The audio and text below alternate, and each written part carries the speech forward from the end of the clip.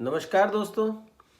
Donald Trump US के president बन चुके हैं और उनका टेन्योर 4 साल के लिए है at a most powerful post in the globe. और उन्होंने प्रेसिडेंट बनते ही बहुत ही स्ट्रॉन्ग स्टेप्स अपने कंट्री के बेनिफिट के लिए लेने भी शुरू कर दिए हैं, which is turning out to be against India as such, क्योंकि उन्होंने इलीगल माइग्रेंट्स जो उनकी कंट्री में थे उनको डिपोर्ट किया है and he is legally entitled to do सो।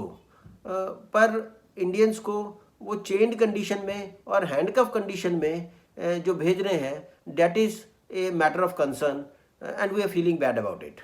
पहले तो उन्होंने मोदी को बुलाया नहीं अपनी ओथ सेरेमनी में, फिर जब मोदी बाद में गए तो उनको प्रॉपरली रिसीव नहीं किया, उनको हल्के में ले रहे हैं, या फिर वे उनसे पर्सनली नाराज़ हैं। उनके कहने पे भी कि हम अपने इंडियंस को वापस लेने के लिए तैयार हैं, फिर भी उनके तुरंत पीछे पीछे जहाज़ में फिर वैसे ही चेंज कंडीशन में उन इलीगल माइग्रेंट्स को भेज दिया सीधा अमृतसर में।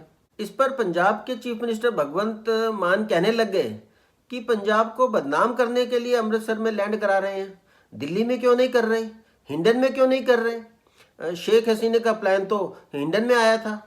मान साहब, कोई फ़र्क नहीं पैंदा कि दिल्ली में लैंड करे या अमृतसर में करे हैं या हिंडन में करे, बदनामी तो इंडिया की बराबर ही है। रही बात चेन और बेड़ियों की, तो अमेरिका कह सकता है कि इमिग्रेंट्स इलीगल हैं और पहले ही डिटेंशन सेंटर में रह रहे थे कैदियों की तरह, कोई पिकनिक से नहीं आ रहे थे, और फिर 150-200 लोगों को बांध कर ही लाया जाएगा।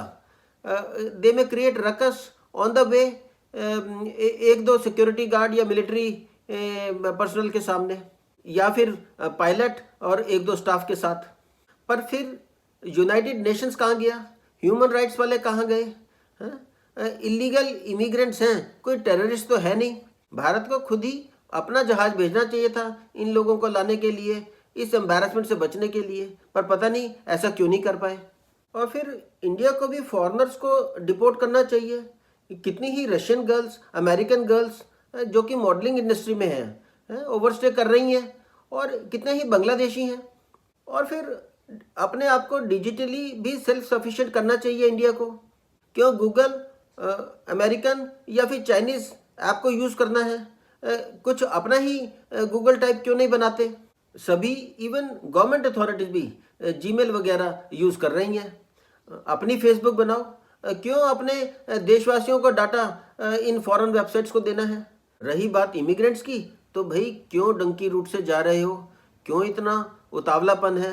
इतना पैसा खर्च के 40, 50, 60, 70 लाख रुपए खर्च के अपनी ज़मीन जायदाद वगैरह बेच करके, अपने माँ बाप को ऑप्रेस करके, इतने पैसे में यहाँ कौन सा बिजनेस नहीं खुल सकता? 100 तरीके के काम हो सकते हैं। और वहाँ कौन तुम्हारी गार्लैंड या फूल वालों से स्वागत हो रहा है?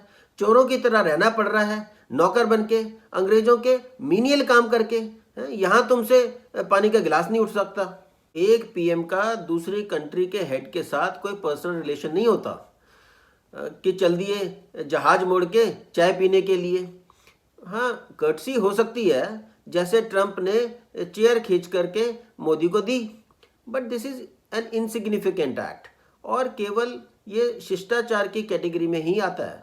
अभी देखा जाए तो इंडिया का चारों ओर से स्ट्रेसफुल रिलेशन ही है। नेपाल से कंट्रोवर्सी हुई, म्यांमार से हुई, श्रीलंका से है, कनाडा से हुई थी, और अमेरिका तो बॉस बन ही रहा है, और पाकिस्तान से डिप्लोमेटिक रिलेशन क्या है हम सबको पता ही है।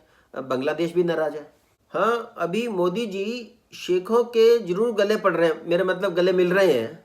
ऐसा लगता है जैसे कि कुंभ के कोई बिछड़े हुए भाई हैं। और ट्रंप ने तो अभी जेलेंस्की को भी झाड़ दिया है, और रिच लोगों को तो गोल्ड वीज़ा कार्ड की फैसिलिटी दे रहे हैं कि जी 40-40, 50-50 करोड़ हैं तो आप उस कंट्री में जा सकते हो। और इंडिया को सेम टैरिफ लगा रहा है या उसकी धमकी दे रहा है। पर हमें लगता है कि डोनाल्ड ट्रंप मोदी जी को और इंडिया को कुछ ज़्यादा ही हल्के में ले रहा है। अननेसेसरी माय फ्रेंड दोस्त की पोल खोल रहा है कि उसने मोदी जी को $21 मिलियन दिए हैं वोटर टर्नआउट के लिए। वो भूल चुका है कि मोदी जी पाकिस्तान पर सर्जिकल स्ट्राइक को सुपरवाइज कर चुके हैं। ऐसा नहीं है कि मोदी जी की अमेरिका की विजिट हमारे देश को महंगी पड़ेगी। मोदी जी, हमें विश्वास है कुछ ना कुछ तो रास्ता निकाल ही लेंगे। आखिरकार वो बहुत ही सुलझे हुए व्यक्ति है और विश्वास पे तो दुनिया कायम है। As far as the legal point is concern, हमारे पास ये ऑप्शन तो अवेलेबल है ही कि हम यूएन के सामने एटलीस्ट अपना प्रोटेस्ट रजिस्टर करें for the inhuman behaviour of US towards Indians as such. America के पास वीटो पावर है तो क्या हुआ, और ब्रिक्स में भी अपनी करेंसी के बारे में जो विचार चल रहा था उसको एकम्प्लिश किया जाए। So all the best to Modi ji and to his foreign policies. Thank you very much. जय भारत, जय इंडिया एंड जय हिंद।